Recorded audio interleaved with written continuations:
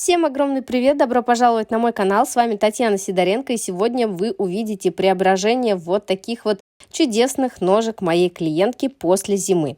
Зимой мы здесь ни покрытие не делаем, ни обработку, ни педикюр. И вот, наконец-то, уже скоро весна. Скоро, точнее, мы наденем открытую обувь. И, конечно же, нужно уже начинать готовить ножки к красивым босоножкам, красивым туфелькам и так далее. Начинаем мы с того, что обязательно убираем длину под 0.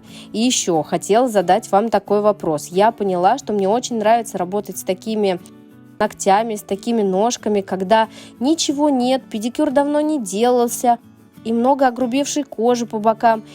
И когда клиент видит вот этот эффект «Вау! Было, стало, до, после», и когда клиенты вас благодарят, в общем, для меня это очень важно и ценно. Напишите, пожалуйста, а вам важно, когда вас клиенты хвалят, восхищаются вашей работой, или же вам все равно? Отпилила, деньги получила и спасибо, до свидания. В общем, интересно будет почитать. Пилочкой на 240 грит, то есть самым мягким абразивом, мы подготавливаем натуральную ногтевую пластину к покрытию гель-лаком. Делать это нужно очень мягко, очень деликатно. Вообще в педикюре ножки у нас очень нежные, и обязательно нужно работать максимально аккуратно. Дальше обязательно отодвигаем кутикулу при помощи шабера, пушера, апельсиновой палочки, в общем, что только есть у вас в арсенале. Но тут тоже важно знать, что делать это нужно очень мягко и деликатно. Хотела вам сказать, что когда вы смотрите любые мои видео с педикюром, всегда знайте, что видео все-таки ускорено. И даже если вам где-то кажется, что я работаю грубовато или быстро, то делите это смело на 2. Прям замедляйте и понимайте, с какой скоростью я примерно работаю. Сейчас я работаю фрезой торнадо, очень интересной формы. Ей я зачищаю как раз-таки вот эти самые огрубевшие частички на боковых валиках и также подчищаю птеригией. Аккуратно, самое главное соблюдать наклон данной фрезы, так как она не имеет у нас пузика, не имеет щечки, то есть фреза у нас ровненькая, поэтому ей очень легко пропилить ногтевую пластину. Она должна обязательно лежать. И еще хотела вам показать вот такую вот ситуацию. Видите, как на внешнем уголке. Здесь вообще непонятно, где у нас ноготь начинается, где палец заканчивается, где это все переходит в подногтевую мозоль. Кстати, дальше увидите, как мы ее будем убирать и как долго я с ней мучилась. Ну и вообще, в общем, как все это получилось, как разрешилась данная проблема. Будет интересно посмотреть, так что оставайтесь со мной. Постепенно я убираю пыль. И я постепенно отодвигаю боковой валик, как бы медленно и плавно добираясь до нужной части. Здесь, знаете, самое главное все делать постепенно и аккуратно. Наверное, аккуратность и деликатность – это 2 самых главных слова при выполнении любого педикюра. Ну, еще, конечно, важно помнить, что в педикюре нам не нужно никуда далеко залезать. Срез делаю ножничками, стараюсь сделать одной колбаской, потому что здесь кутикулы много. Это, кстати, один из немногих клиентов, у кого срезается вот так вот одной такой большой жирненькой колбаской именно на ногах кутикул. То есть наросло достаточно много за зиму. Ножки вообще сухие, поэтому сегодня мы будем увлажнять и расскажу, какие уходовые процедуры делаю я своим клиентам и отправляю их домой. Вот при таких вот сухих ногах. Ну что, начинаем мы с того, что мы уже все открыли, мы уже все обработали.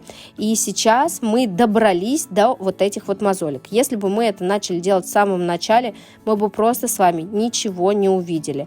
Тут мы уже половину чистили фрезой торнадо, половину убрали пламенем. И вот то, что осталось, нам нужно обязательно убрать. Потому что вот эти вот огромные толстенные мозоли, они, конечно же, доставляют клиенту дискомфорт. Для начала начинаем подталкивать кюреткой. Почему я это делаю на сухую? Потому что очень много вопросов возникает, а почему вы, Татьяна, не наносите разные средства? Смотрите, когда мы работаем на сухую, то есть на неразмягченную кожу, для начала мы можем вытащить хотя бы уголочек. Как только мы наносим размягчающие средства, любые ремуверы, то наша подногтевая мозоль тоже размягчается, но размягчается не только она, но и здоровая кожа, которая находится под ней. Соответственно, мозоль у нас как бы склеивается с нашей здоровой кожей, и отделить ее не так-то просто, поэтому хотя бы уголочек вот этот нам нужно сделать. И потом уже можно наносить различные размягчающие средства. аккуратно начинаем подталкивать кюреткой. Здесь, что вы самое главное должны понять, это то, что мы никуда не спешим, даже если спешим. Делаю это все очень аккуратно, толкающими поступательными движениями. Ни в коем случае не ковыряющими, а именно надавили, потянули, надавили, потянули. И так много-много раз, пока она у нас постепенно не продвинется вверх. Бывает такое, что мозоль уходит не в синус, а именно под ноготок. Тогда мы берем с вами кусачки, любые, я беру кусачки, которыми выбирала длину, и начинаю постепенно ее раскачивать. Если такое представляется возможным, то мозолька просто сама вытягивается, но это не в нашем случае. Здесь у нас мозоль ходила прямо под ноготь, то есть она не шла в синус, поэтому нам пришлось ее просто убрать и очень и очень хорошенько обрезать. Кстати, даже когда мне показалось, что я обрезала все, потом я еще поработала кюреткой, и все равно еще один кусочек вылез, и я уже достригла ее ноженками. Поэтому, знаете, нет какой-то панацеи, как нужно работать вот именно в такой-то ситуации. Нужно рассматривать каждый случай в отдельности. Ну и, конечно же, желательно смотреть видео все-таки с озвучкой, потому что я стараюсь вам снять все максимально близко, подробно. Очень стараюсь вообще над ведением канала, поэтому, если вам не трудно, обязательно поддержите лайком и каким-нибудь приятным комментарием. Я все читаю, ну и, конечно же, мне приятно читать такое. Итак, видите, обрезаю ноженками так, чтобы самое главное ничего не торчало, чтобы потом не появлялось заусенцев. И начинаю работать с другой стороной. Вообще на больших пальчиках, конечно же, вот эти подногтевые мозоли, они самые большие, но убирать их нужно обязательно, иначе клиент чувствует постоянное давление, чувствует дискомфорт, ему кажется, что у него начинают вырастать ногти, хотя на самом деле это не так. Видите, работаем вниз, вверх, вниз, вверх. И вот такой вот чистый результат у нас получается по итогу. Я просто вытащила эту мозольку, нанесла мицеллярный спрей и в принципе-то все. Работаем сегодня на материалах торговой марки Космопрофи. Эта база, камуфлирующая с блесками, носится отлично и без подложки. Но если я ее делаю на руках, то я наношу тонкую подложку из каучуковой раббер базы. Если же я работаю на ногах, то позволяю себе нанести вот эту камуфлирующую базу и без подложки, чтобы не было у нас дополнительной толщины. На других ноготочках, на которых у нас будет цвет, я наношу базу каучуковую просто тонким-тонким слоем, аккуратно. И сегодня также покажу вам, как же накрасить ярким красным лаком аккуратно.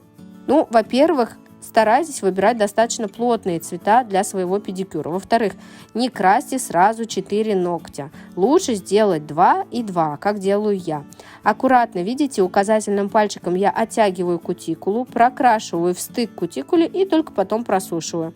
Также делаю с 2 следующими ногтями.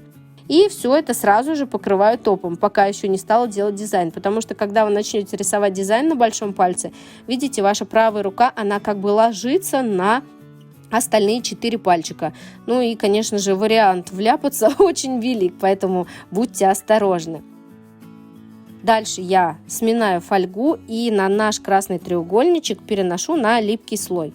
Потом фольгу лишнюю вытираю. Вообще, если бы я это делала на руках, то, скорее всего, я бы сначала нанесла базу и только потом отпечатывала бы фольгу. Но чтобы не делать дополнительной толщины, мне было проще ватным диском стереть лишнюю фольгу, которая у меня отпечаталась на блестящей базе. И все, сделали небольшую прорисовку тонкими линиями, покрыли топом без липкости. Кстати, смотрите, какой хороший глянец у топа. И вот этот топ, он с ножек не стирается, поэтому обязательно к нему присмотритесь.